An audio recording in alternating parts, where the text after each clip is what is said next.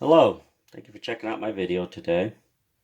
Today's video is going to be how to build my modular motherboard project. So this is going to be the larger main board. We do have the smaller main board as well. I'm not going to build both. They're practically identical, except for 3 more card slots. So kind of the aim of this video is so that if you have any questions on what parts to solder where, most things are labeled, but there may be some confusion out there.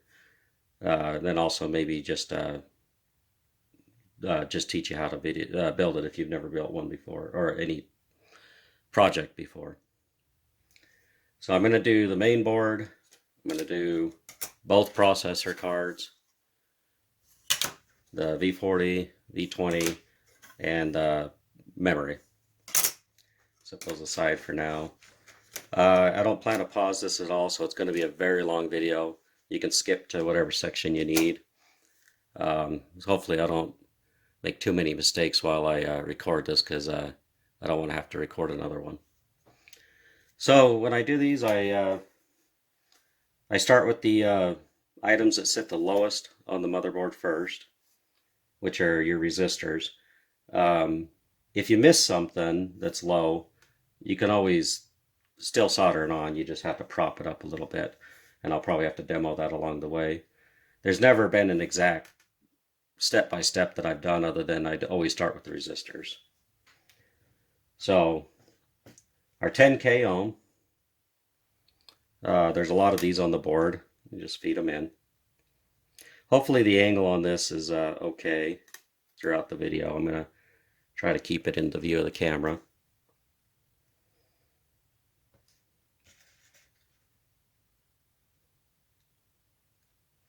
So when I push these in, I kind of separate them on the back so that they hold in by themselves a little bit.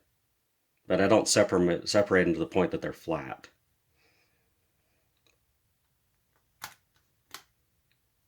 Now, a lot of this is for cosmetic. You just want them as flat as you can. It doesn't hurt anything if they're raised up a little bit. And you can always fix, like resistor, you can always fix if it's raised up. And then I always put them so that you read the bands like you would read a book from left to right. But once again, if you put one in backwards, it's not going to break the project. On the resistors, that is.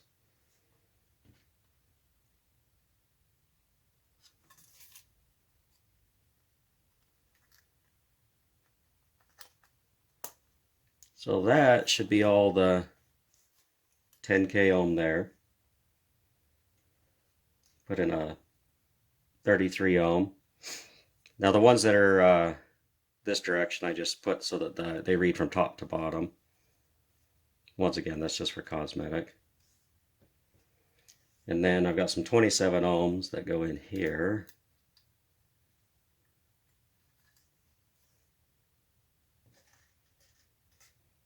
And I've done this enough times, I just know that, I mean, there's only 4 different colors, but I just know which ones are which. Now, if you happen to only have 27s and not a 33, you can kind of interchange those. It doesn't seem to make much of a difference. So you could put 33s in the 27s or 27s in the 33s. It wouldn't make much.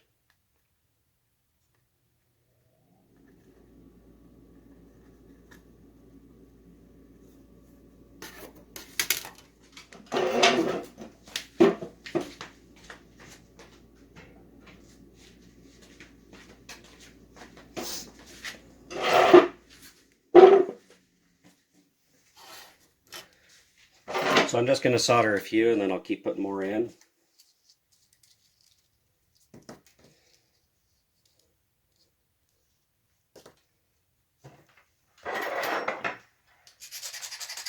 I'm using some large solder. It's 1 millimeter. I've got some 0.8 millimeter solder as well, but just whatever I had on hand. And then I'll push the board down against the table so that these push up a little bit.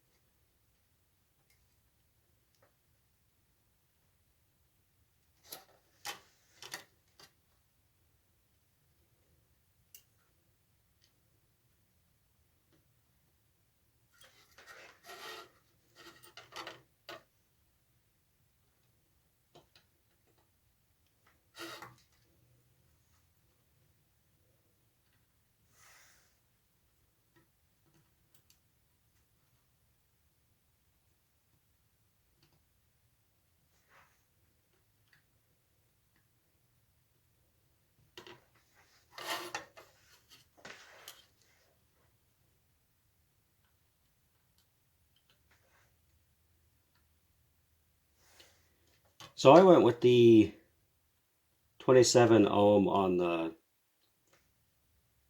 the clock lines. It's like the oscillate clock lines. Because that's what in the original PC's manual they used. And they're in line with the circuit.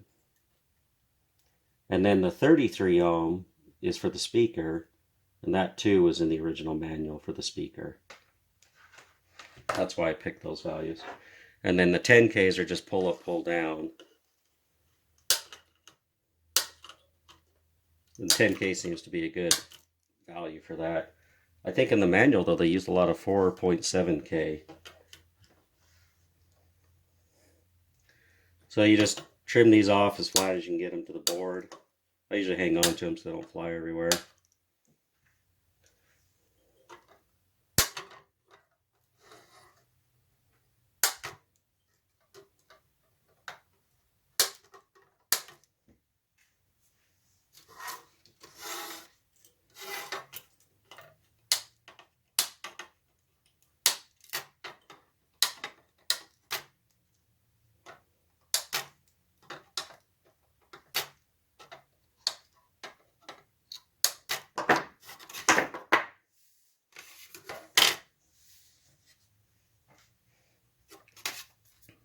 Okay, let's see what we got left here.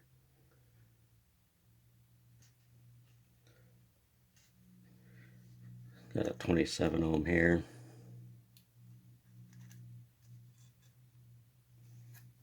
And then I use these 510 ohm, and these are connected to the crystal pins here, and I think they go to ground. They might go high, but once again, that's how it's built in the original PC's manual. For a long time, if you see my other videos, I never even used these. But and then I've got one here for the LED.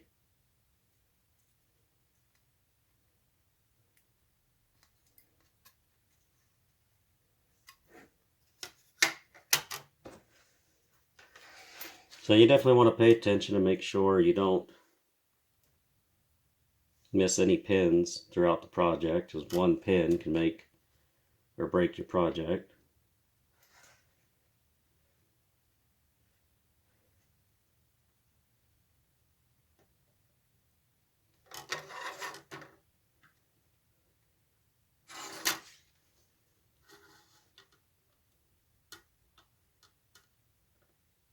I usually hold a light a lot closer to the board, but for the video I've put it away a little bit to prevent the glare.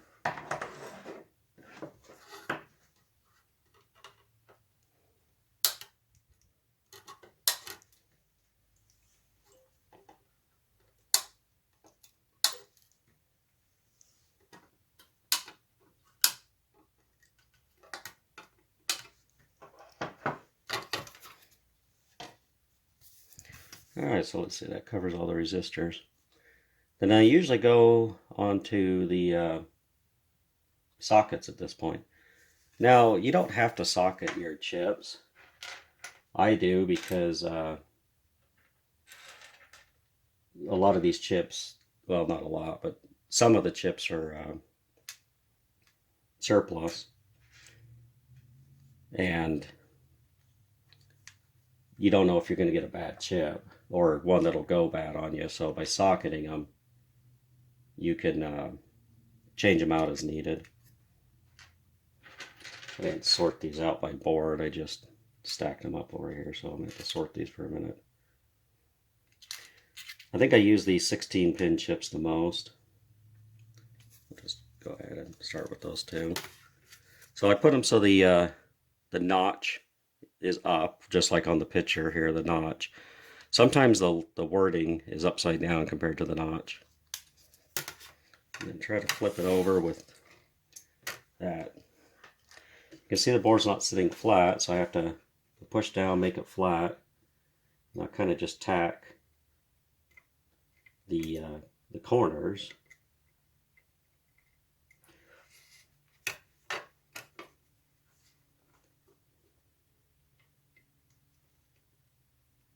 So that it stays in place. And I'll come back and solder all these. Got to look at them. Now, if they're not flat, then the rest of them will start to not be flat either. But once again, it's not going to hurt anything. The only thing that absolutely has to be flat is your sockets. And even those probably have a few, little bit of play in them that you'd be all right. Let's see what else we can find here.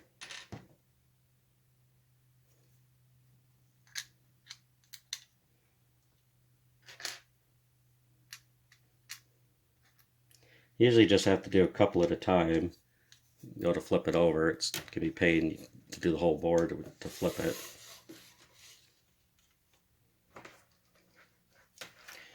The video is probably not good enough quality to actually see right at the solder points on these.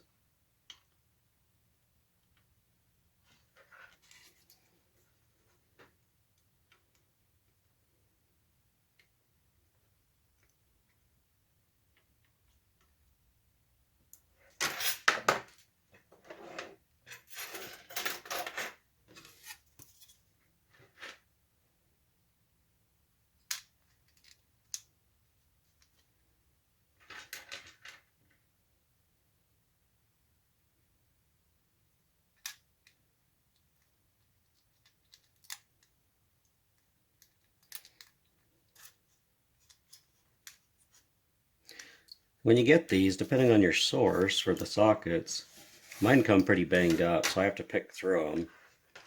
And you definitely don't want to go cheap and just use a socket that's been all bent up, you know, because it may not work. You don't want to sacrifice your whole project to save a penny.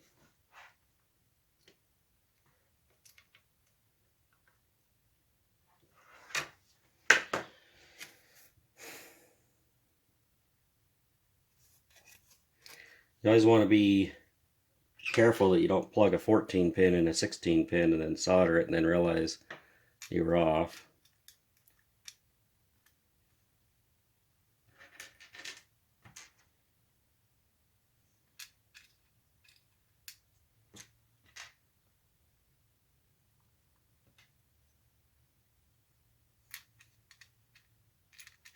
You do solder these in upside down. It's still usable, it's just more for cosmetic.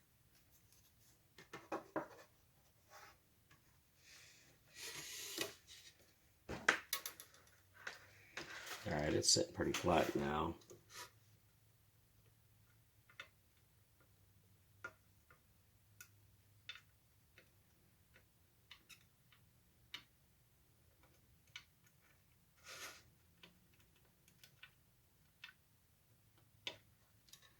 These definitely can be tedious. It probably took me 20 minutes just to get all the parts laid out. And then it's probably, this video is going to be well over an hour.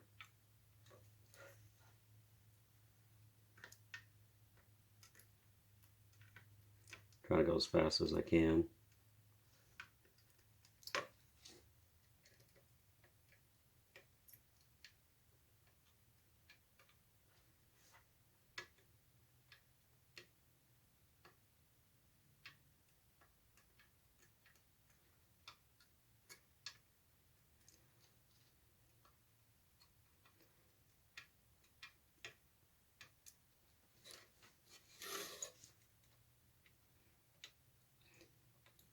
So, I mean, you can always buy a complete board from me if you don't want to go through this process, and I'll always test them before I send them out.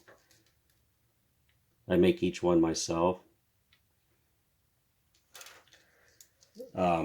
Also, making your own, I mean, it can be fulfilling to make your own, but cost-wise, I think I can usually make them cheaper and sell them than making an individual one-off board.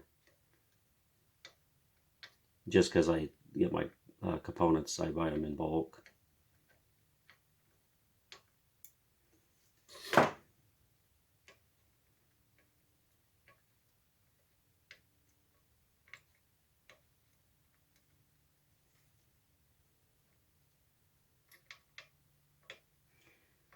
There's been times I've had to go back when a board wouldn't work and check every solder point, and sometimes taking hot iron and heat them up and make sure they're good. You know, I usually find like the one that's disconnected when that's happened. But usually that's just troubleshooting. A lot of times when you troubleshoot though, it's bad chip, or you just never know. It's kind of like chasing ghosts.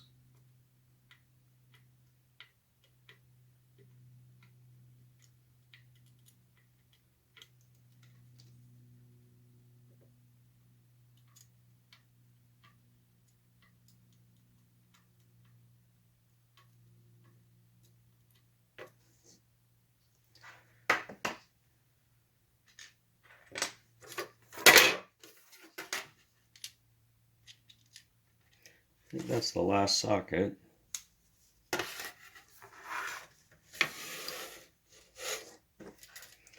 gonna look real quick, make sure.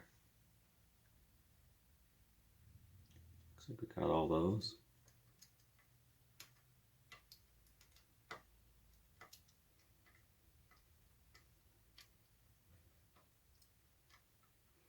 This is where what I do in what order doesn't.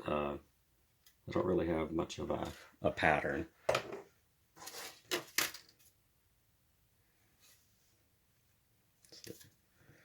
Let's put the LED in. So on these LEDs, you've got a short leg and there's a flat spot. If you look, and that goes into the square hole. And I'll separate those out a little bit so they hold. Let's find us our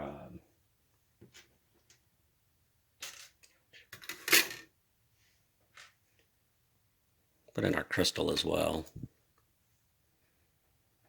So the crystal here needs to be the 14.31818. It has to be. This does not dictate your clock speed on your processor, so don't worry about that too much. It's for the bus speed.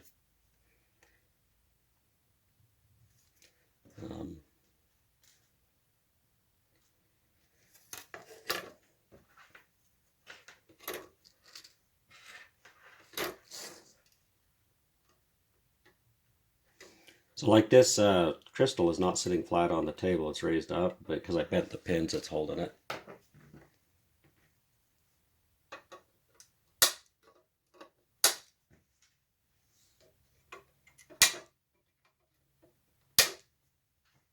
Let's see here, we need to get our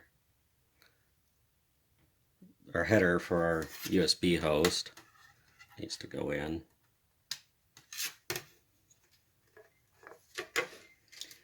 As long as this is, with the sockets, it sits pretty flat. You just want to make sure it's as flat as you'd like. You don't want it canted one way or the other too much.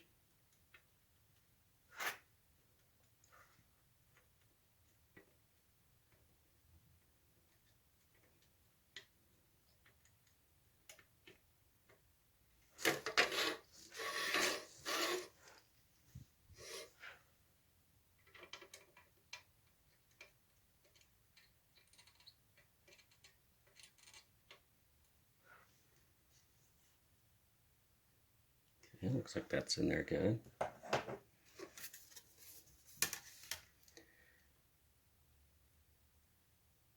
Let's do the Let's do all the decoupling capacitors. These are the 0.1 UF capacitors. They do have a number on them. It says 104.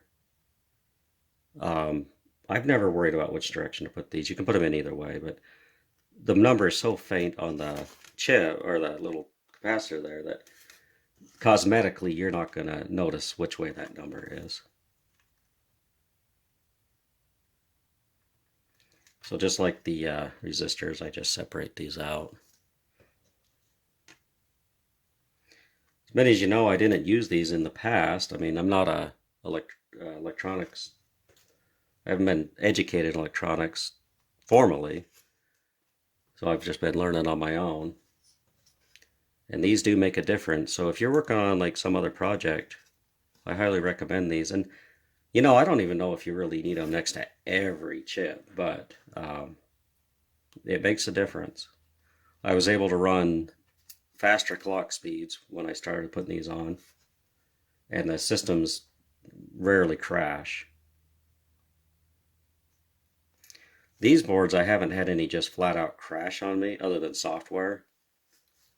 They either boot up and work or they don't.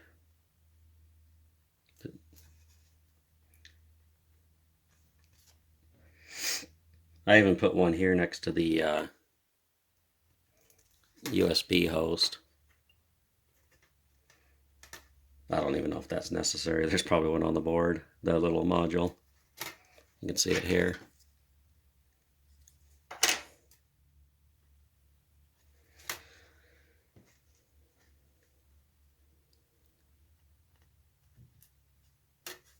I put one on the ISA bus as well. One thing is when you're soldering these in without the card slots in place, I have accidentally filled one of the holes next to it full of solder, so you gotta watch that. I was able to work around it. If it's one hole, you can just heat it up and push the card slot in, but you fill up too many of them and you're gonna have a lot of trouble. Hate scrapping a board, it's just more of the time you put into it.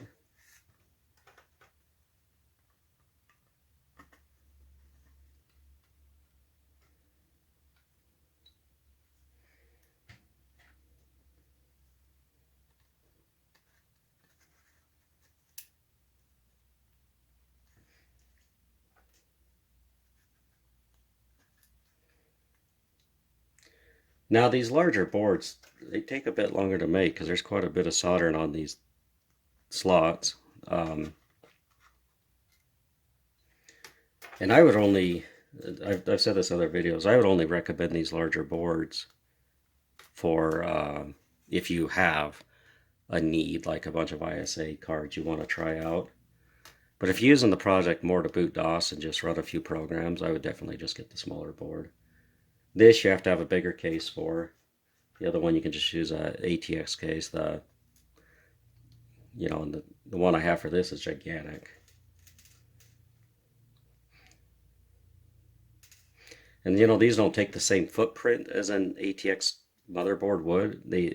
They're the size they are for the card slots only. That's the biggest thing, is it's all about getting those card slots on the case.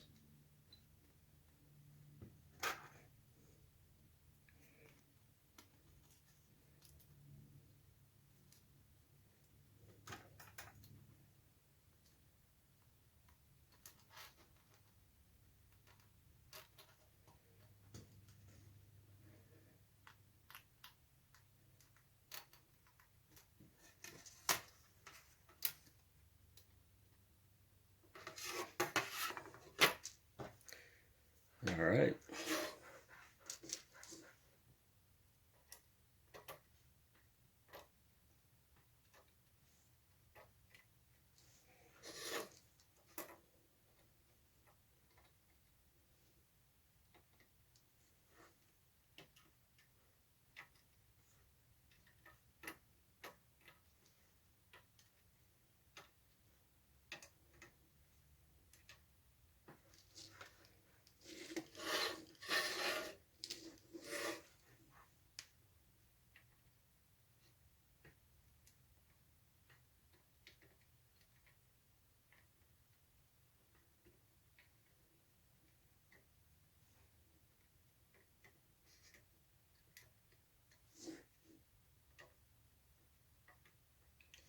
Now I haven't put any of these like on the 12 plus, the 12 minus. I haven't really put that line at all much. Also the 5 minus doesn't have one.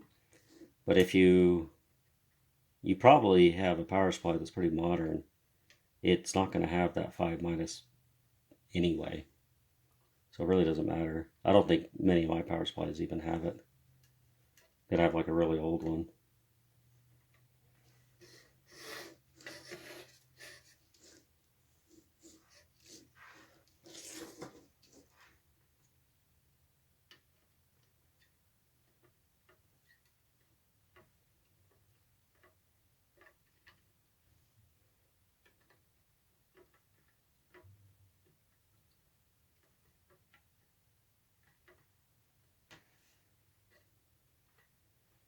Hopefully I'm keeping this centered on the video enough.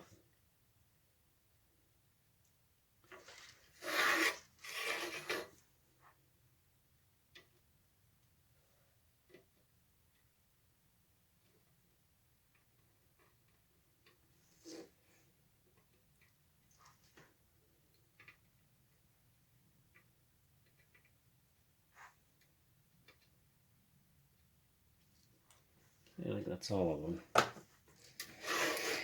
Usually when you go to clip them off, you'll find, if you missed one, you'll find it. Always want to be careful not to scratch up your board too much with these clippers. You don't want to, I don't think the trace is just going to scratch off, but you just don't want to risk it.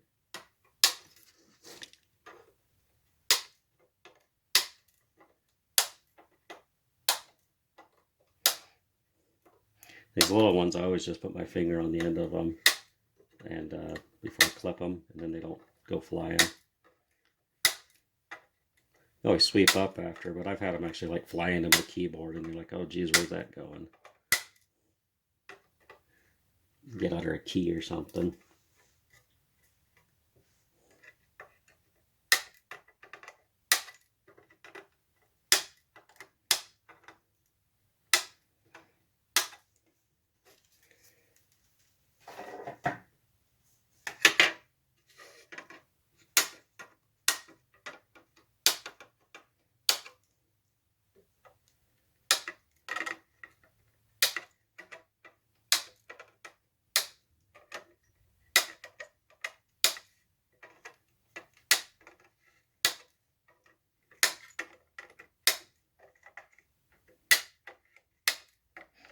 The main board is definitely the one that takes the longest.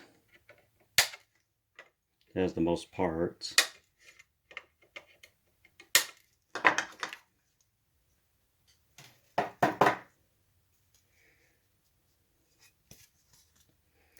All right, let's go to, let's do the keyboard socket here. Now, you gotta make sure all your pins are straight. These things can be a pain if they're bent at all. There's a little circle. Pay attention to the circle. That's where your notch is. On here, there's a notch in the outline. Also, the capacitors connected to the top there. So just drop that in. Now this, see if I can get this. You can do it a couple ways. Sometimes I like just put a little solder on one pin and then push it down.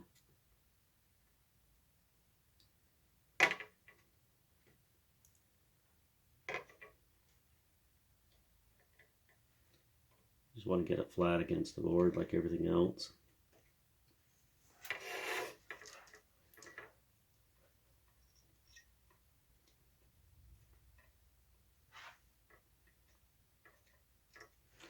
Now this keyboard controller, they do make them in a 40-pin package, but the one that I've kind of come to prefer comes in this PLCC package. You can actually use a couple of different keyboard controllers on this. The one that works the best though is the W8342. And that's the one that's listed on the board. Thing is, on this project, you can't go wrong if you just go with the part that's on the board. I think the only thing that I didn't list was like the reset button. There's a few things that I guess you just don't think about labeling.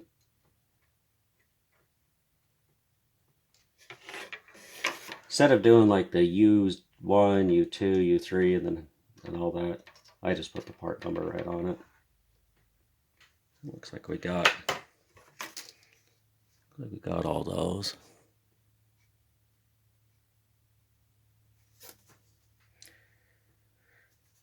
Now, we need to do our resistor arrays. So,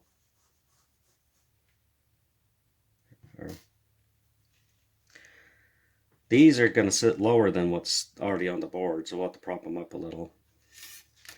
You got just a bunch of holes there, and there's a square one. Well, on the here, there's a dot on one end. That's right there, if you can see it in the video. That goes towards the square hole. So I'll just like prop it up here on my clippers.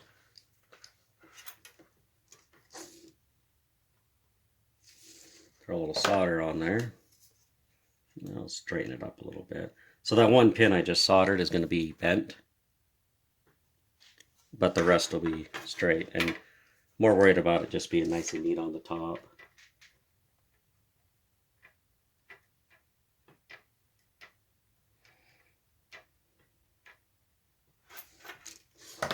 Let's see, so there's another, these are both 10K, if I didn't mention that already.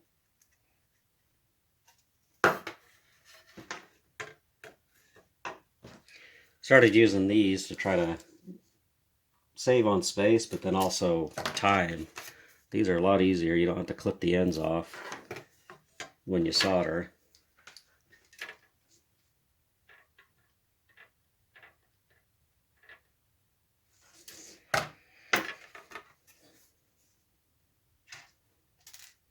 And then something I've made new, and this will probably happen on one here.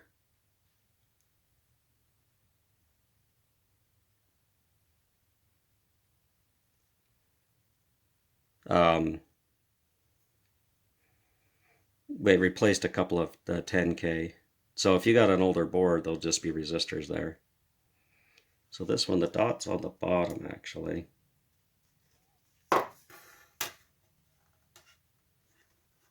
Looking at my phone here, it says something about max video size, so hopefully it doesn't stop recording and I have to start over.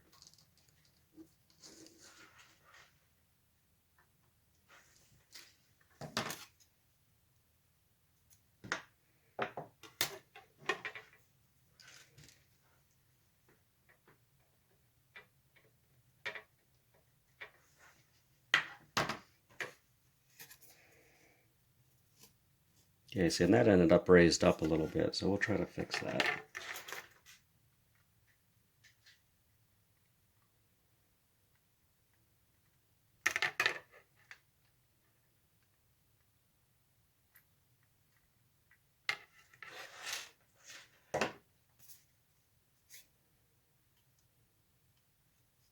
Alright, it'll be fine. So, now I'm going to put in these pin headers.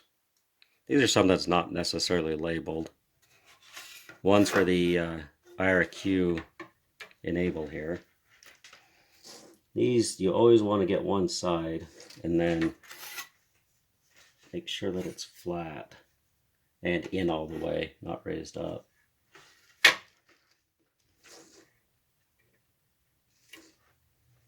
Got my soldering cord and some parts.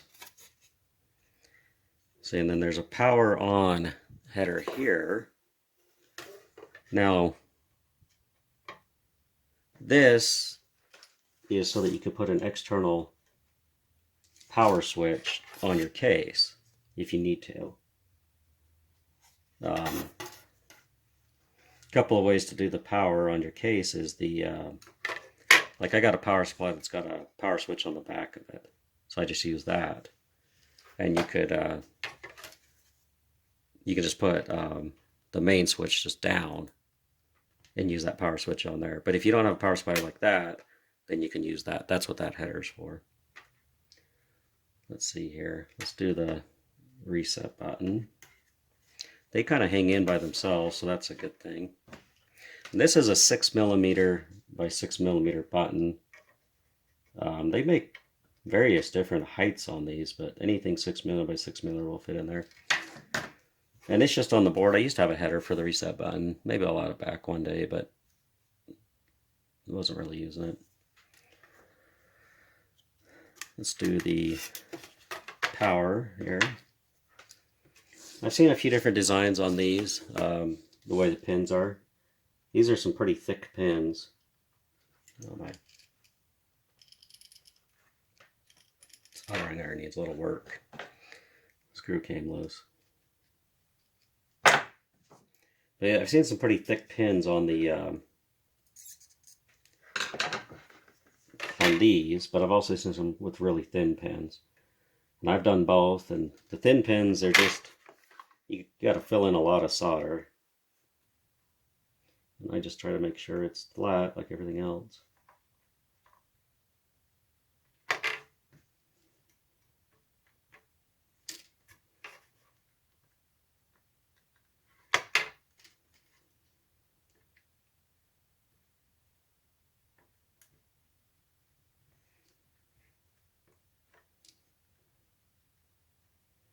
I've never had any issues with these power sockets.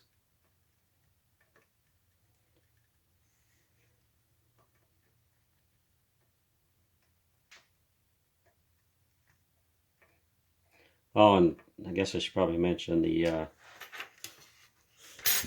little notch goes out.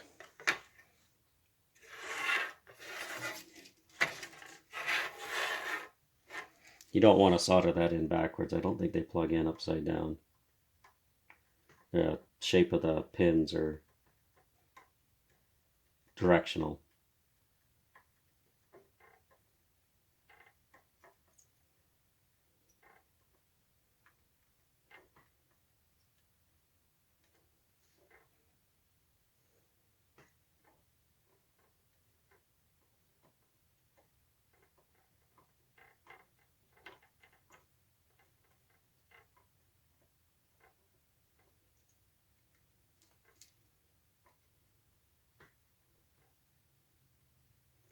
Yeah, I think I've got them all.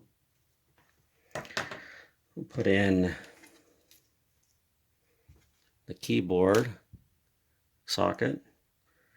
And some of these on the board I designed myself. They didn't just have a footprint available online somewhere. So they fit pretty tight, and you gotta make sure your pins are straight.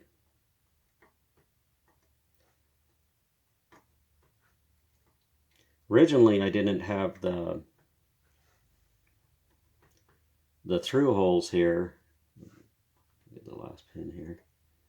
So these 6 here are actual needed.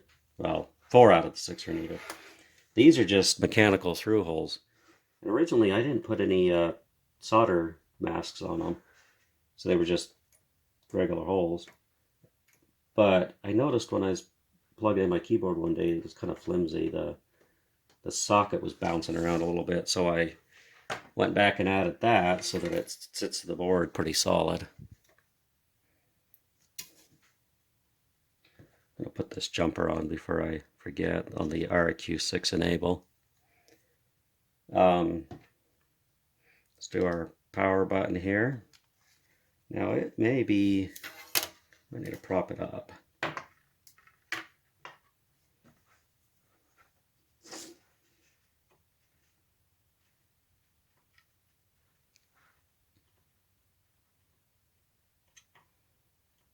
Now these are, we'll say 8mm. It's a 6-pin lock-in. That's what I found convenient to use for a little power on, power off. And this is for like the bench.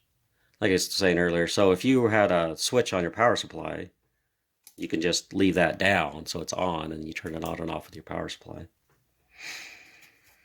So, looks like I think we got everything on here, except for the speaker, it looks like.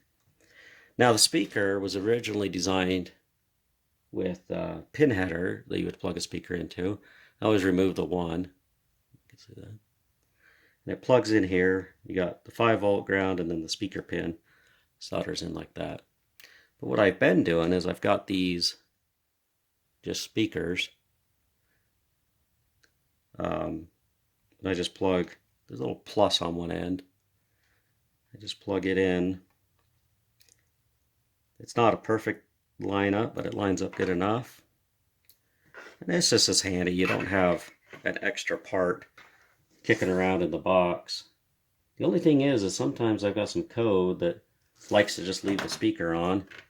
And with the other way, you can unplug it if it's annoying you. This one you can't unplug. But the way direction I kind of like. I might eventually just change that footprint to match that little round speaker. All right, now we're ready for the ISA. So these, you just get them in there.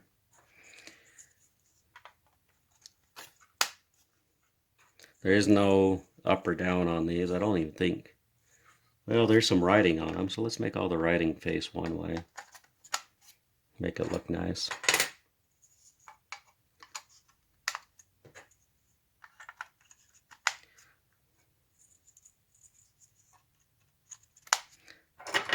Now these kind of hang in there a little bit. The pins have got some, they're tight in the holes too, and that was intentional. When I made the footprint for these, they're as tight as you can get, and that helps prevent any play.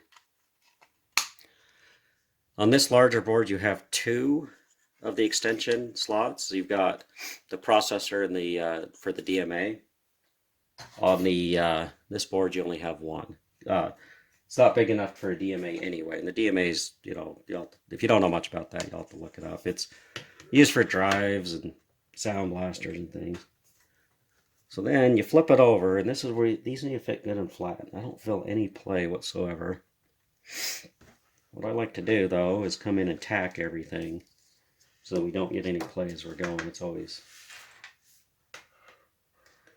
a bad thing when you get done and you find something off, especially these.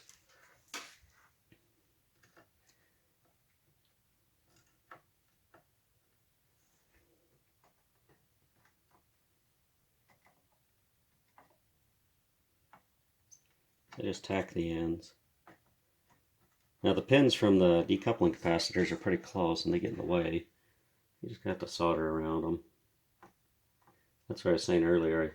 I've accidentally filled in a hole with solder before. Then you're over here heating a hole up to push the card slot in.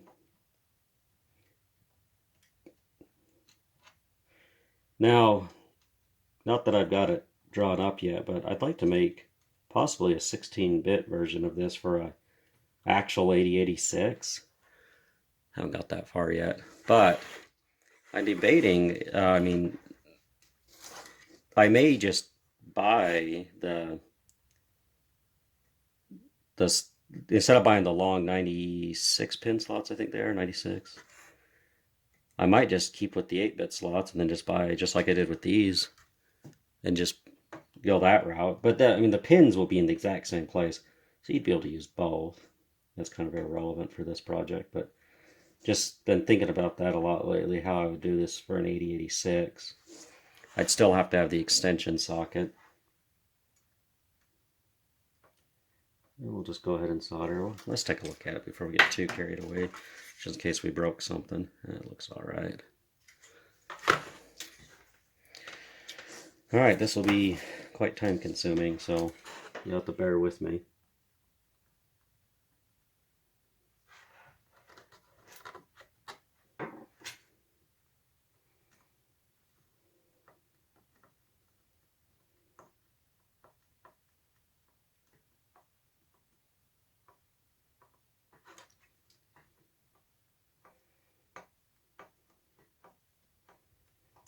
there's really no way to speed this up.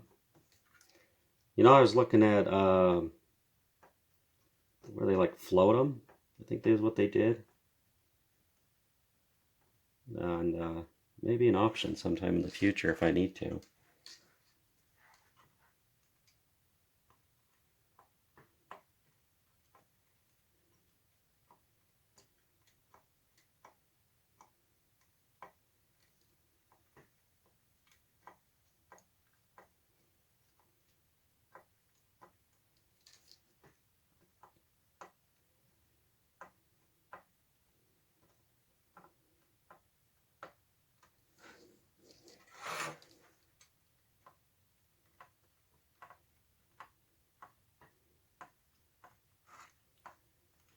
And you can go over like this between them, but I like to have a little bit more room around my iron, so I will flip the board around to the other side.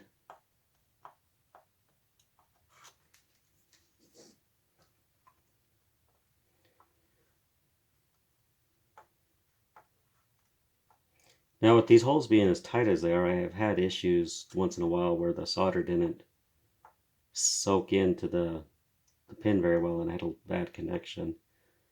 So I've got to watch out for that.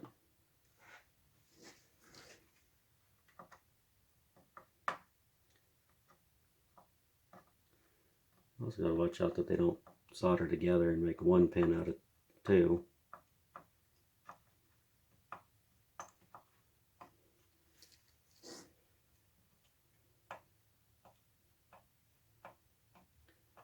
Had emails on where to get these headers. If you only need 4 or 5, you buy them off eBay, they can be quite expensive. AliExpress takes a while, but they're usually less than $1. I think on eBay I've seen them as much as like 5 for one socket. Depending on what you're doing, I don't think the shipping changes much out of AliExpress, but I haven't had any faulty sockets from them on these card slots.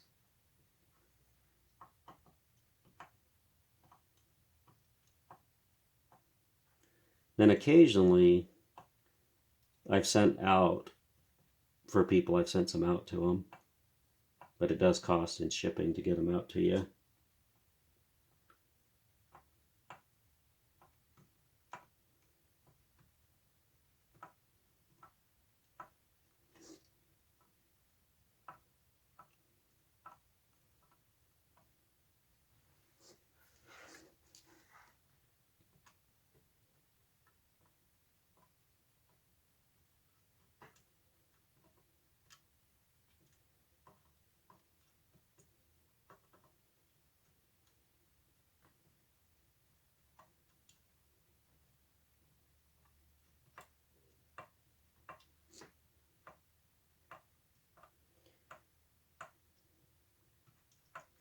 Yeah, I'd consider just pausing the video to not make it so long, but I figured you can just fast forward.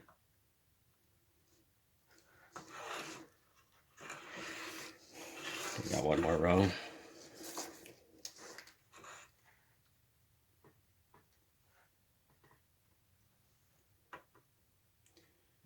Now I don't know if you noticed, but the decoupling capacitor on this last socket are on the other side.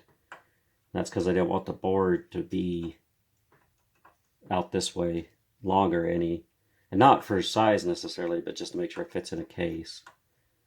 So you're supposed to put the decoupling capacitors as close as you can to the circuit. And I mean, on these, obviously, they're going to be a distance away. But yeah, so that being on that side, the decoupling capacitor is a little bit further away than on the rest of the slots.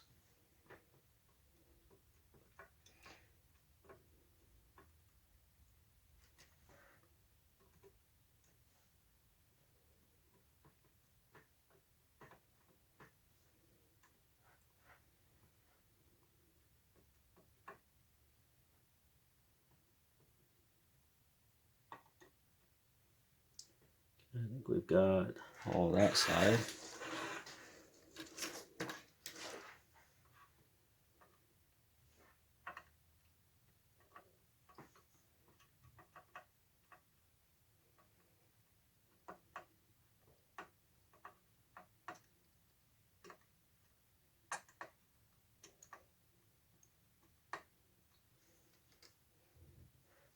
Looks like one got missed here. Got to watch out for it. So it had solder on the top of the pin, but it didn't hit the bottom around the solder mask.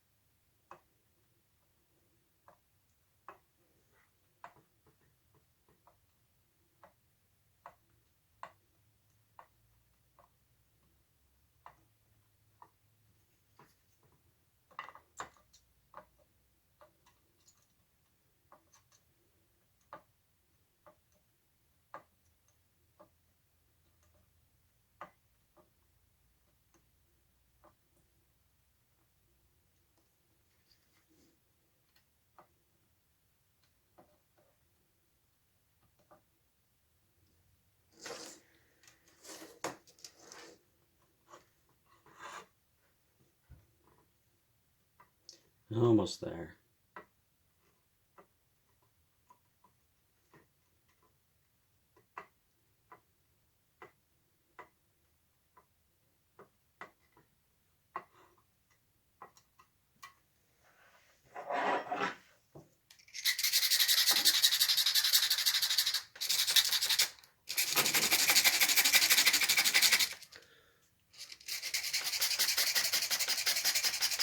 I think I brought this up the last time I soldered one of these boards in a video. Every now and then I kind of fix the point on my iron here.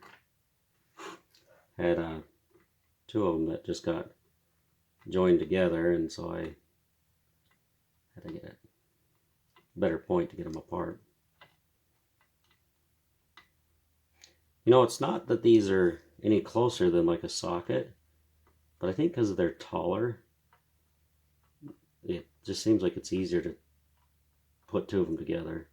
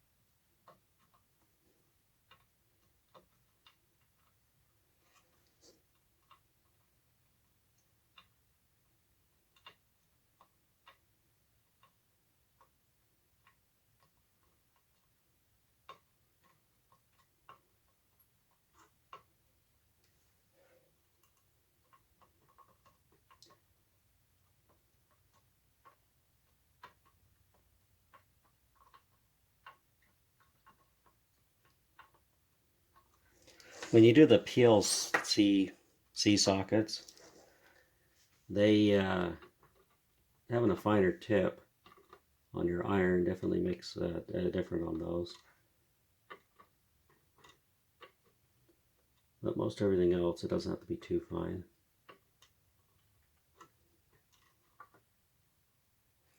This other is why I don't like these larger boards. They take forever to solder. I don't honestly have that many ISA cards. I've got a couple serial ports and parallel ports, but I don't really use them much on these projects. It's just a video card and the memory card.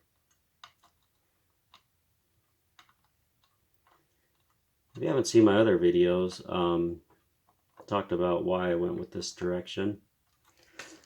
It was, well,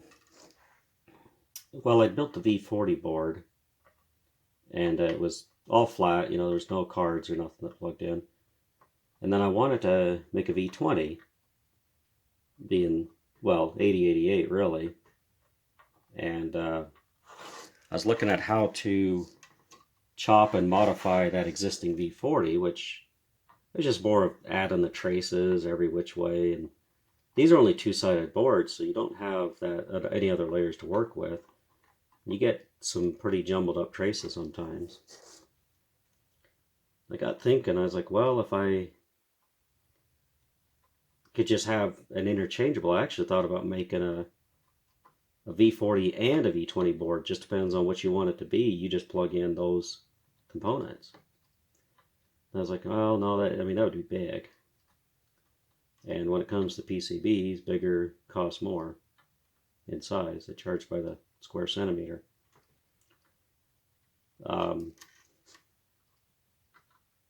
So I was thinking, well, I'll just have where you can change out the processor on its own slot. And I wasn't thinking ISA, I was thinking just like a pin header. You know, like a 2x50 or something like that, just and make a separate card. I got thinking, you know, well, my main boards had 4 slots on them. I only used one for the video card. And so I was like, well, why don't I just plug in the ISA? So I needed to have a few things that were not on the ISA, and that's where these extension slots came in. And that's what I did. In the process, I took the memory off the board as well. Originally, I was thinking about leaving it, but I took it off. I was like, well, there's guys out there that have wanted the 640K, so that instead of having to make a whole new main board for 640, you just have a different memory card. So, anyway, almost done here. Almost forgot about these, I just noticed them. Now these are crammed in there pretty tight. I got these chips right up next to them. I did try to make this board as compact as I could. I'll just double check across the hole. Here, I'm not seeing anything. Now you see these holes here across the top? Nothing solders into those. Those are just what I would call like a large via, and that's for your 12 plus 12 minus lines. I didn't know if a tiny via would be adequate. I don't know if it mattered or not, but it's just I just took a through hole and put it on there. So nothing solders in those, so don't worry about those. I think we got everything. Let's flip it over here and we'll start putting parts into it. Just looking at it. I'm going to have them sorted out. This might take a minute. I found a clock. So on these, you just push them in, make sure the notch is at the top. If you got really new parts, all these came from another board, so they've already been in a socket. Sometimes you have to push them against the table, so the pins are more into the socket. They're spread out. They're spread out wider than the socket. A good example.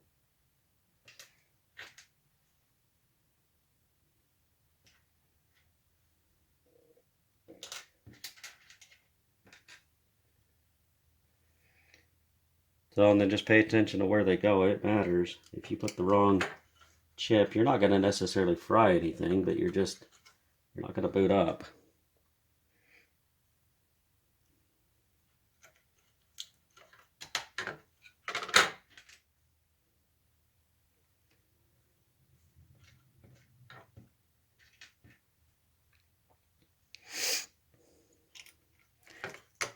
Now, compared to this board, you got them up here. I just spread them out a little because I had room. I didn't see any point in just crowding everything over.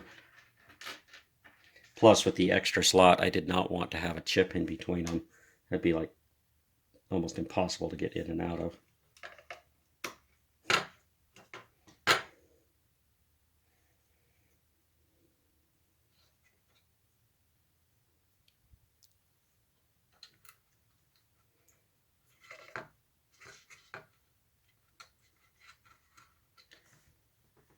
Alright, let's see.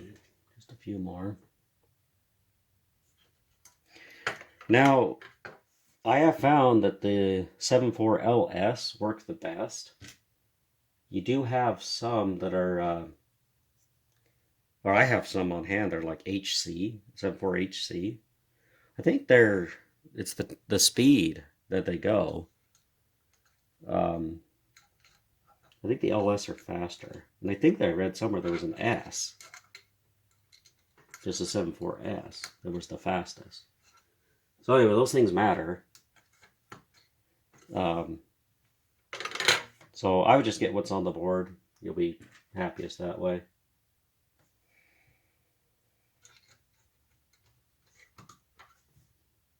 Let's see here, so that's about get there.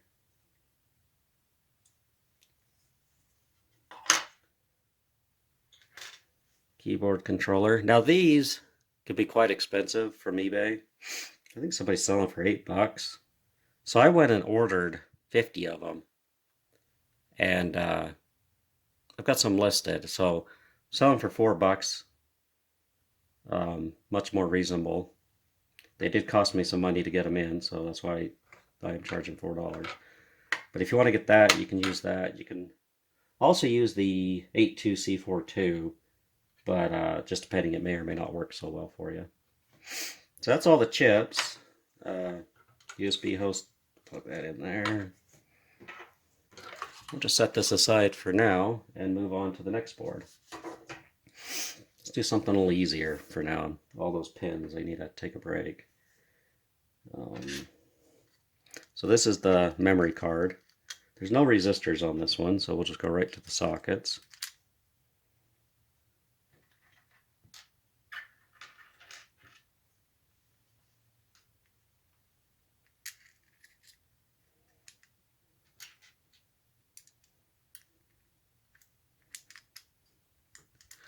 This, like I said, it's just 512K. It is perfectly adequate for what I'm doing. If you got the energy, you can make a 640K. I may make one day. The thing is the chip arrangement. Like the 512K, it's just one chip. 512 is half of 1 meg. So the decoding is real simple.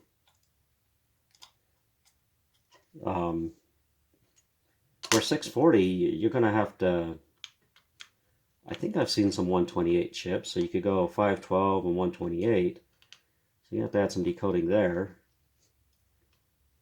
I don't know if I think there's a 64K chip out there. So it's just, you'd end up with quite a few components. This is basically the most RAM with the fewest components. I've never had a run out of memory error with DOS yet. And being an 8088, it's not going to run like some large-scale programs anyway.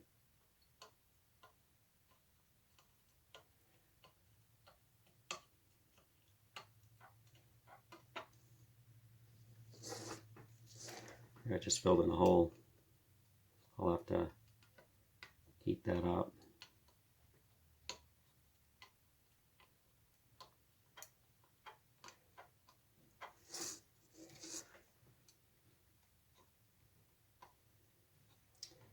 So when I'm done, I'm not going to we're just going to finish the video, but I'll have to test this later and make sure it works. And actually, I just ordered in these larger boards. I had sold out of the original ones I ordered in. So every order, I like to test the boards to make sure that, test one of each to make sure that they work. A lot of times they send in an updated design, so you don't want to rip a faulty design and send it out to people. So today kind of takes care of two things. It tests all these new boards, and I can make this video. So you will be seeing soon a listing on the larger boards. I haven't had them for sale for a week or so. So that hole I filled in, I'm just going to heat it up here.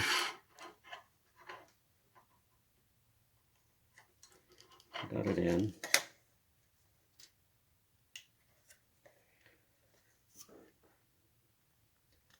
It's not the worst thing to ever happen, but it's fixable.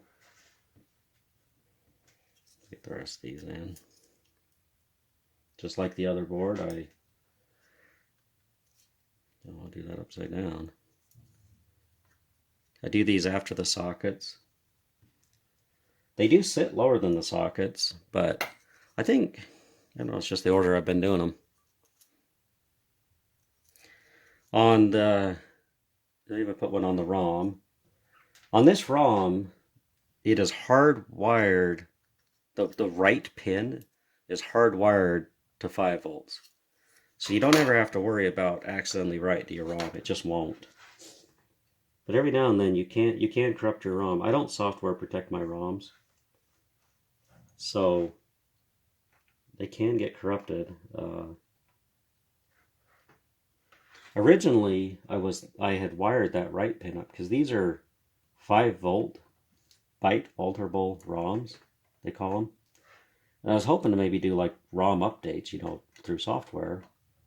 And anyway, all I found was every time I tried to write to the ROM, it corrupted it, so I just went this route. But being that this is its own little card, I could make one, you know, without having to redo the whole board that has that software updatable ROM. And then, let's see here, make sure I got all those. I put a zip socket on these so that, you know, because this is meant to be like a development project. Went in nice. I like to have it up. The pins actually bend over a little when you close it. So I want to have them straight as possible. So I leave that not latched.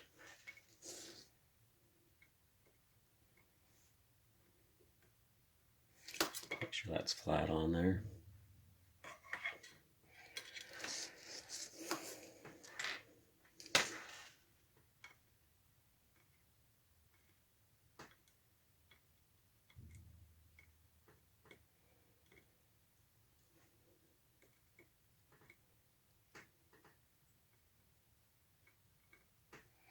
The RAM card is definitely the quickest one to solder.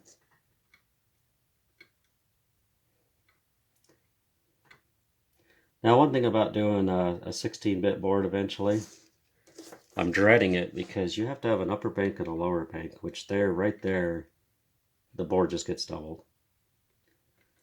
And I've been looking, I wanted to do 512 on it. I'm still trying to figure out what chips to use on that. So that's a project for another day for sure, and it's gonna be huge. And it's more of just say you've done it, because the 8088 really, there's a reason why they went with it back in the 80s instead of the 8086. Just like today, it's going to cost you twice as much to use that because you have to have twice the number of parts. Well, not entirely, but mostly. We'll plug in our chips. Now, so we got our brackets. We'll put that on last. when you put this in, the screws raise it up. And then when you're pushing your chips in, you flex the board. I don't really like that, so initially speaking, I put them in before I put the bracket on. Fire our 512K. And then we got our decoding. We've got our 139 and a 138 we need. Where is that thing? I'd have to pull one out of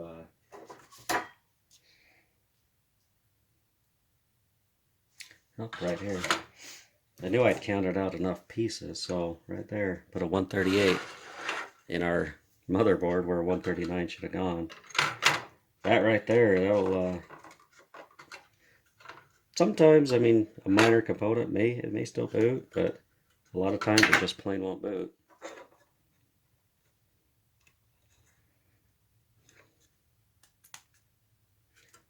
That. 139. And our 139 there.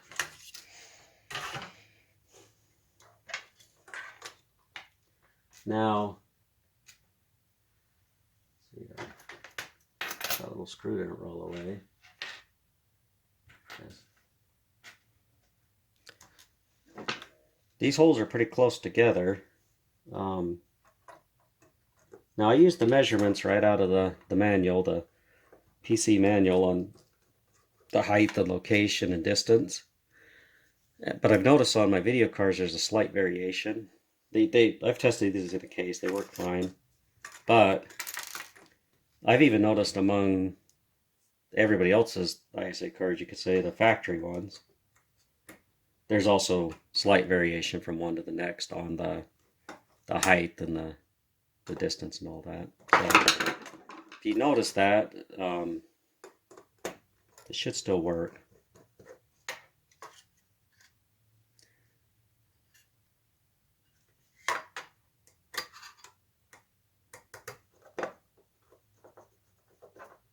This one seems to be slightly bent.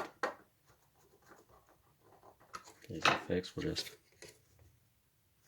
make sure that's nice and square there. There you go. There's your RAM. I'll just plug that into socket here. Now we just need to make processor. On these, you've got a couple of resistors. So just like the motherboard, put them in so they read right to left. We got two 10Ks that go in here. And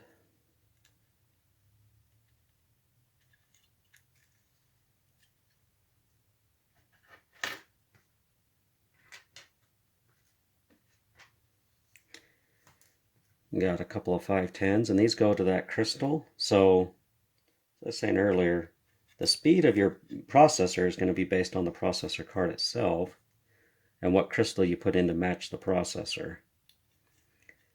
So this has its own clock. And as you can see, to make the 8088 card compared to a V40 card, that's if you've been following all my videos, there's a lot more components on here because the V40 has so much built in.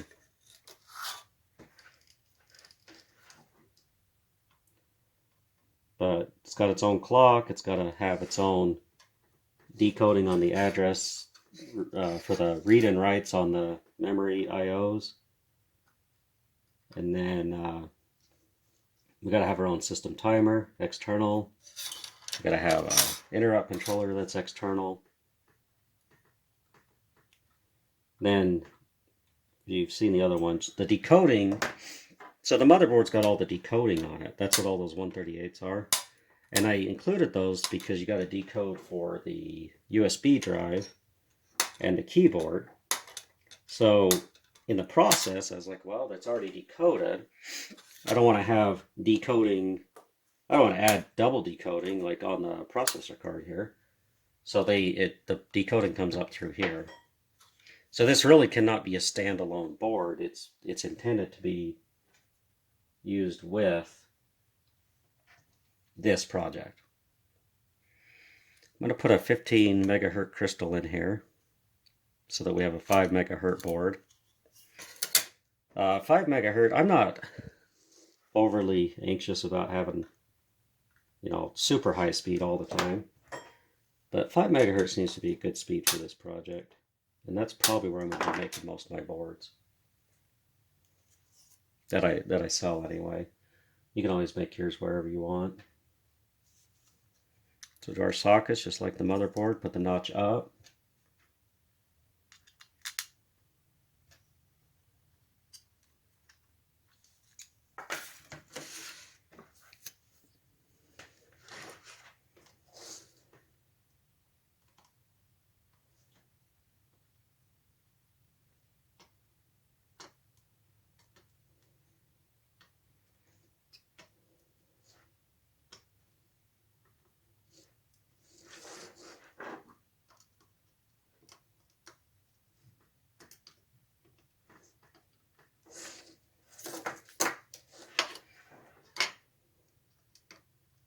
Kind of set an angle to the camera here, so it's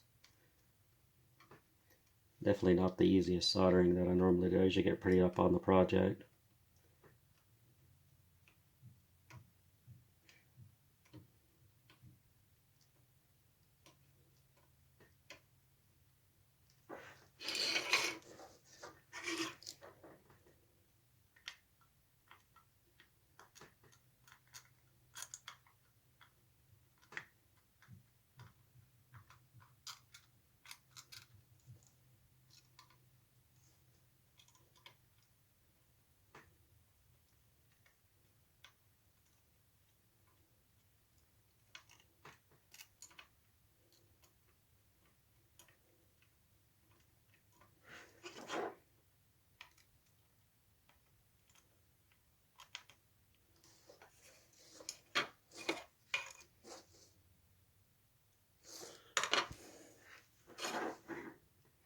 Sometimes I'll solder in the whole socket like this and then move on to the next socket, where the motherboard I tacked them all in and then soldered them.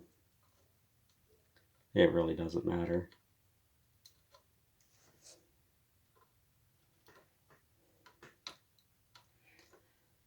I would definitely, out of anything, like if you want to come in and not socket things, I would definitely always socket the processor. Not even that they're that expensive, but I mean, unless you've really tested it and you know that processor works. A lot of these V20s, I don't know when they were made. I would suspect they're probably still making them in China, but the dates on mine are like all 1984, but I think that's just more of like a, it's not a manufacture date. But I get some that are pretty banged up. Probably just kicking around on some warehouse floor. I don't even think they make an 8088 anymore at all.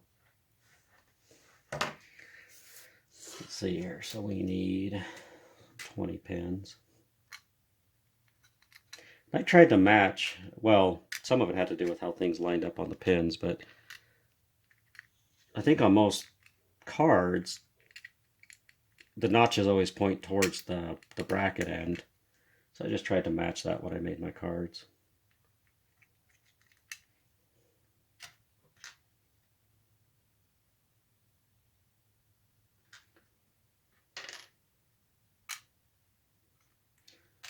We'll find an 18.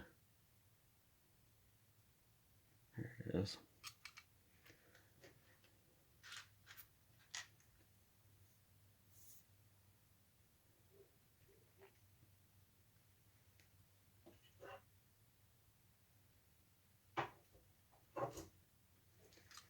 I think I might be missing a 16. I have to find that one.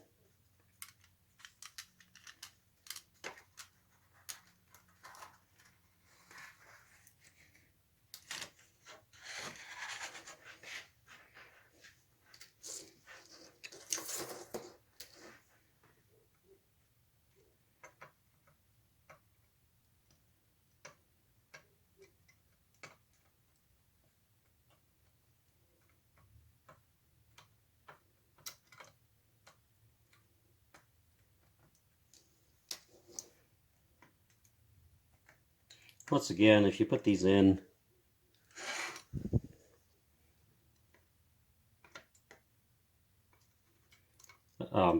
flip, they're not going to ruin your project. The notch will be out of place.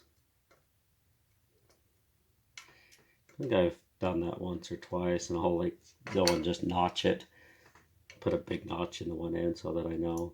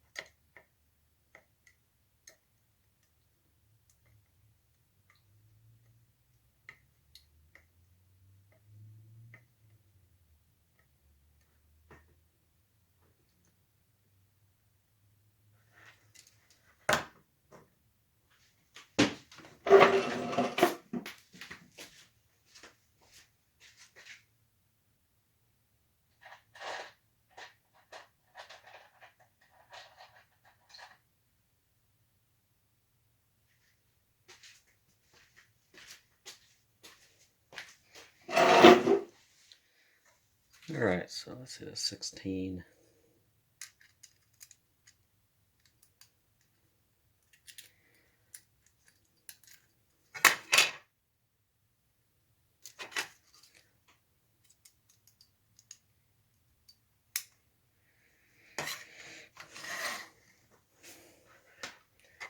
Makes you wonder, I hope I didn't put something in the wrong spot. I got an extra 7. Or 14, 2 by 7 that is. But you're not going to put a 16 into a 14, that's for sure. Must have counted it out wrong.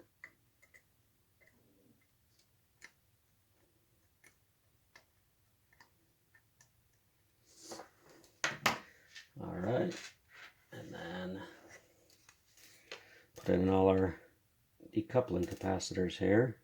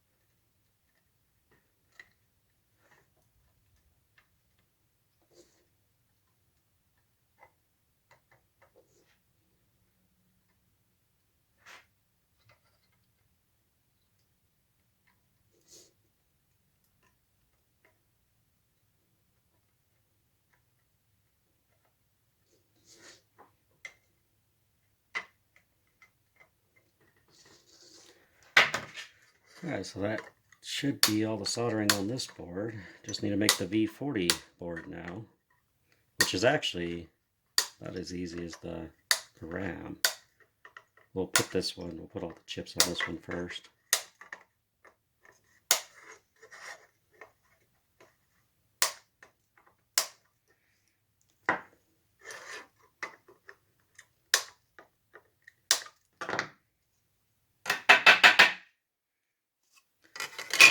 take a look here. We've got, now, this is where that LS and all that really matters. On these latches, I've used some, like, HC, is it? I got some later. Anyway, I've used the other ones.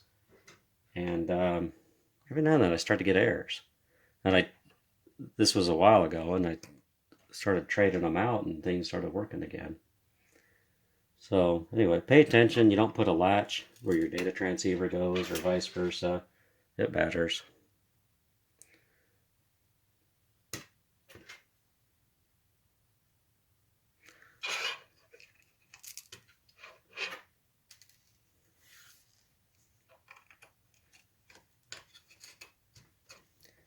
So there's the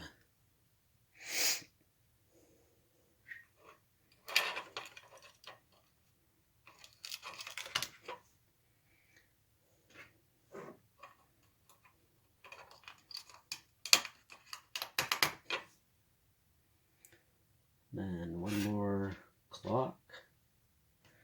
So it ends up taking 2 clocks. The clocks are actually kind of expensive. I mean, I think I was originally paying like $3-4 a piece, but I did find where I could get them a little cheaper. Let's see, make sure this is all correct.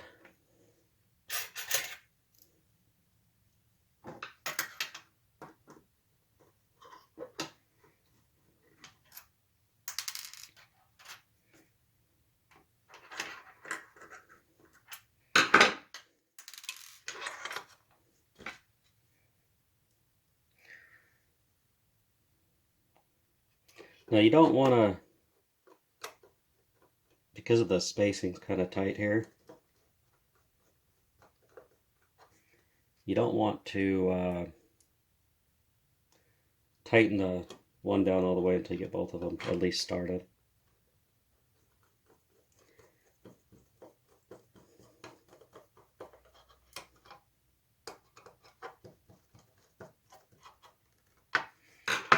There's our processor card, and we'll just plug that into a processor slot.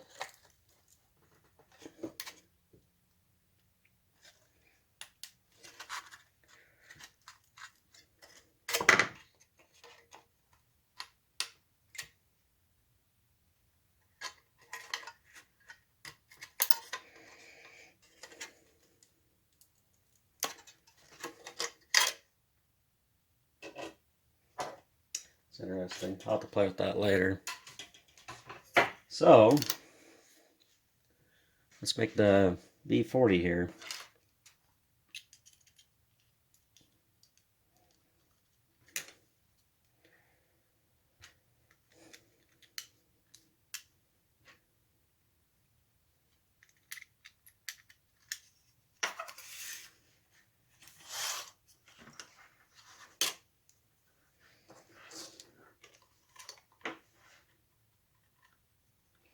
So I kind of have to balance these, keep them flat.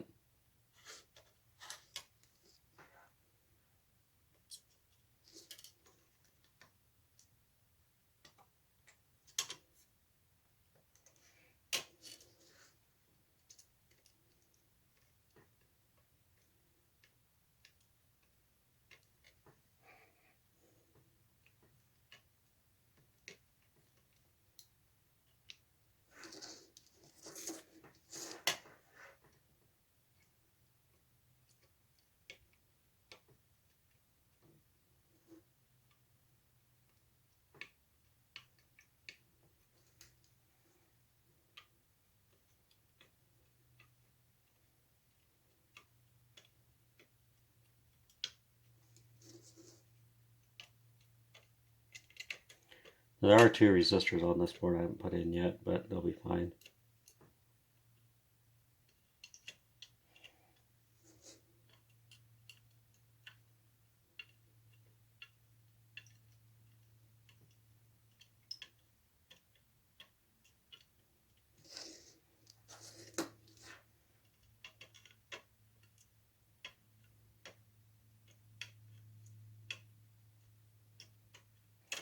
So your cheapest option is definitely the V40.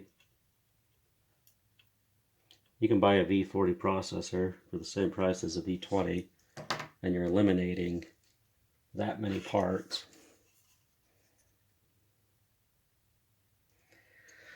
So I'll put in the socket next. Now, I don't know if it was a mistake or not, but this is not up. This is up. So you can see the hole, the notch is there. So just pay attention to that. Sometimes with these you can squeeze them in the other way, but the notches, I've seen some where it's the only way it'll go in.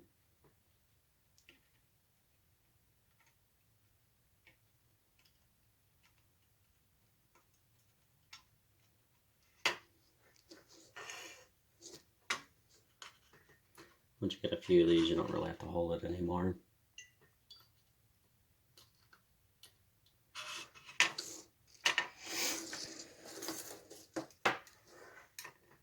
The hardest one's these ones in the corner.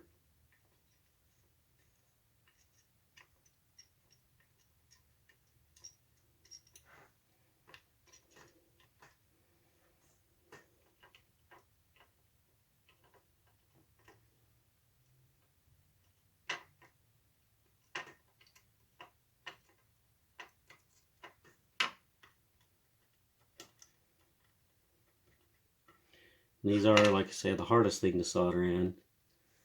The pins are just, they're as close as about anything, but they're really small pins, kind of fine.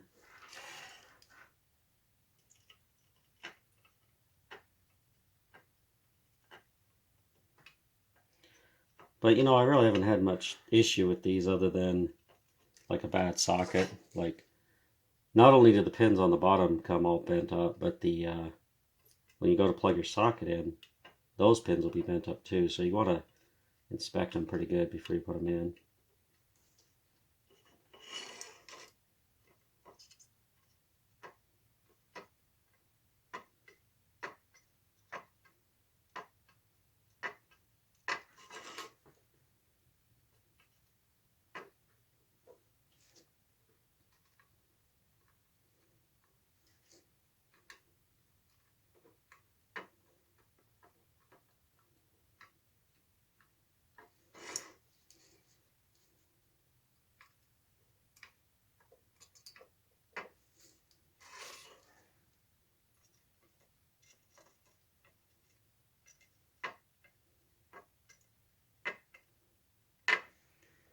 Well, looks like that's all of them.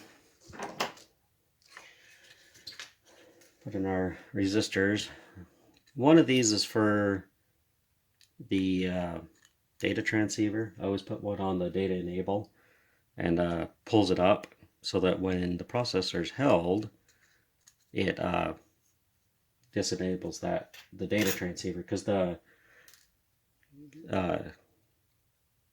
DEN pin on your processor just goes to, it kind of floats.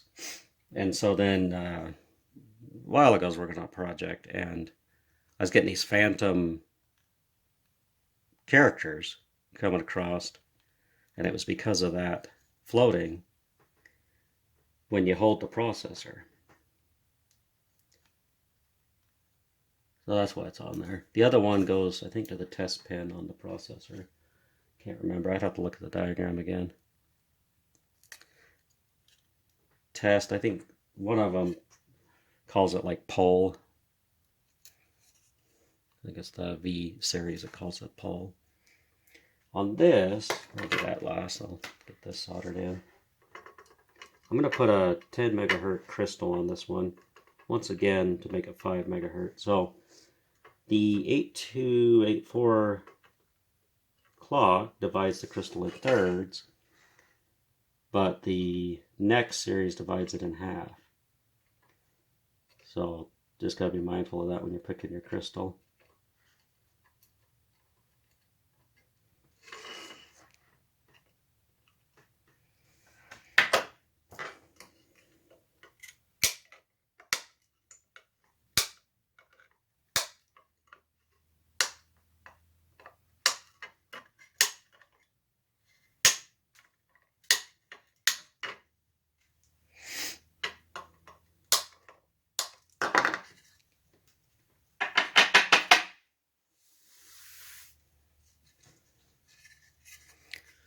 Oh, let's...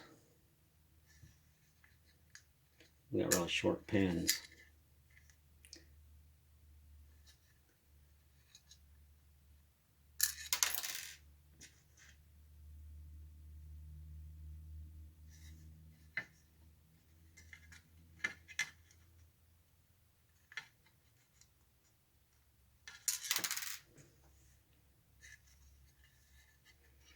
Yeah, I usually put this in before I put the socket in.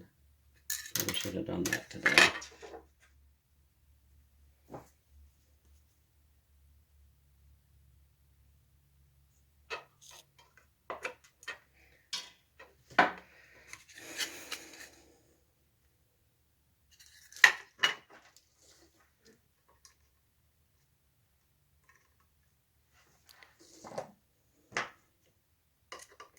Still just trim off the little tiny bit. Okay. Same thing here. Plug in your latches and your...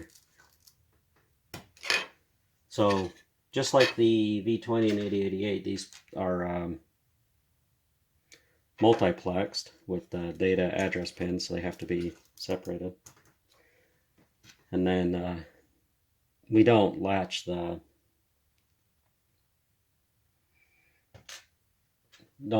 middle 8 through 15 address lines. They stay high through the whole bus cycle. And put in our processor here. I'm going to inspect it, make sure none of these pins on the corners are touching. Get a lot of that. They just don't boot up when they touch, so.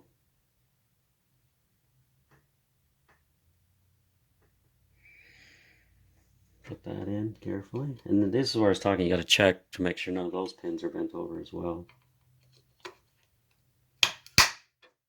That's in there, and then we'll do our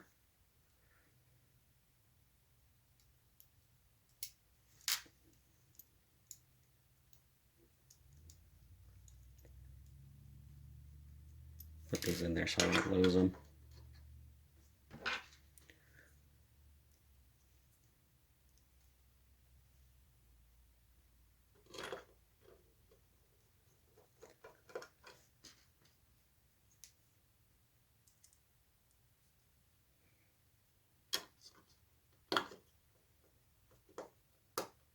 Try not to cross thread the screws.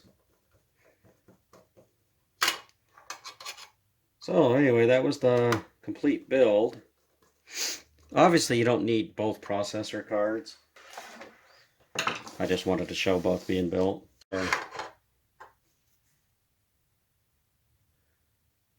Processor card there. RAM. And our motherboard. So anyway, like I said, I'll be posting some blank boards on YouTube, or sorry, on eBay. It's been a long video. If you do want a complete board built, I don't have one listed, just email me and I can build one for you. So, thanks for checking out my video.